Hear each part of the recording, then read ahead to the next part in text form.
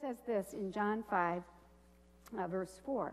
In these, those porches there, lay a multitude of invalids, blind, lame, and paralyzed. One man was there who'd been an invalid for 38 years. When Jesus saw him lying there and knew that he'd already been there a long time, he said to him, "Do you want to be healed?"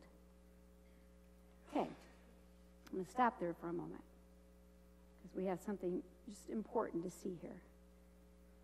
When I was reading this passage, for the first time, I'm reading that phrase, multitude of invalids, and all of a sudden, the word was no longer invalid.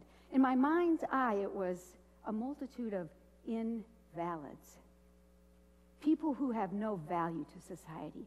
People who have no value to themselves or others. I mean, they're paralyzed, they're lame, they're blind. They can't do anything. They're worthless. That's how society views them. That's how people view them. But that's not how Jesus saw him.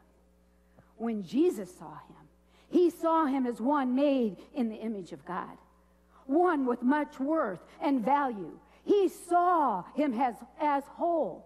He saw him as having so much value. He's not an invalid. No, he has much value to Jesus. There was no judgment there. Compassion.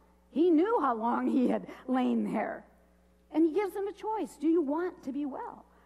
Which we'll look at here in a minute. But the first step, I want the Holy Spirit to just open the eyes of our heart to see people as Jesus sees them.